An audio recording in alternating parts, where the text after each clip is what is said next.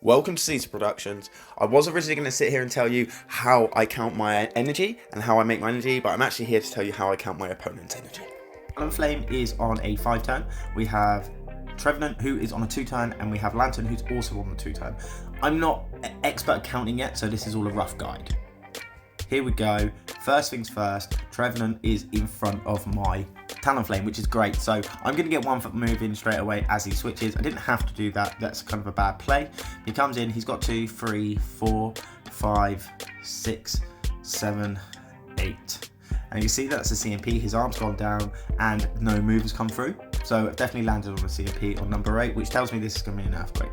Now they could bait, but I just have to take the risk. So at this point, I'm not going to give up a shield. I'm going to let them throw. They're at 8. If they throw Earthquake, they will be at 0.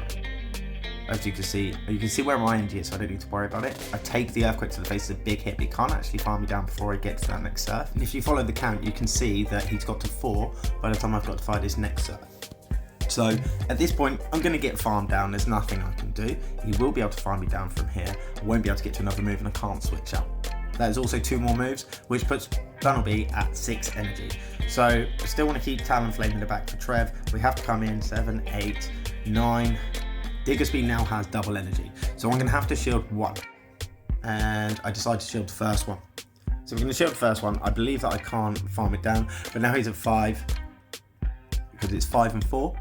So at 4. He was at 4 because he used 5 on the first energy. It was 4. Then he got the energy, so he's at 1. After this, he lets a fire punch, which we don't take the shield, but it does almost get to her. So 2, 3, 4, 5. So with keeping track of the Diggersby energy, I've been able to catch it out when it's in such a low life and wants to fire straight away.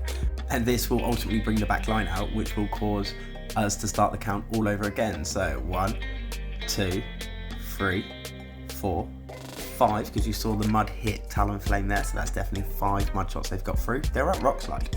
They can fire straight away after this, so I'm expecting a shield. They don't shield, and we go 6, 7, 8, 7. Stopped at 7. So I said 8 because I'm expecting one to hit Talon, but it didn't this time. So we're at 7.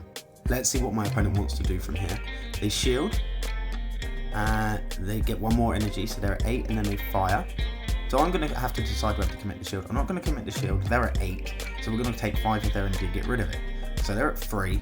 There we go. 4. And now this point here is where you go 4. How does that make any sense? It's a straight 5. How did he do that? There was 1 energy on the switch that was never counted.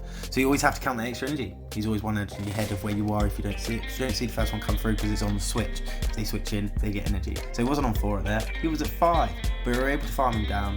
Got rid of him. What were they going to do? This is all a bit itchy. They come in, and as you can see, I clearly hit the Shadow Ball, and I was about to Shadow Ball a Diggersby, so I was about to lose very hard, and I'm lucky the Shadow Claw, it connected and took it out so that I was able to land this here. They weren't going to shield. GG's to my opponent, and that is how tricky the count could be. So everything was fine all the way up to the Stunfisk, and then where did he get his extra energy?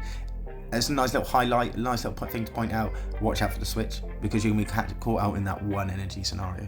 GG's to my opponent. Happy Yellow Honey, and I'll see you soon.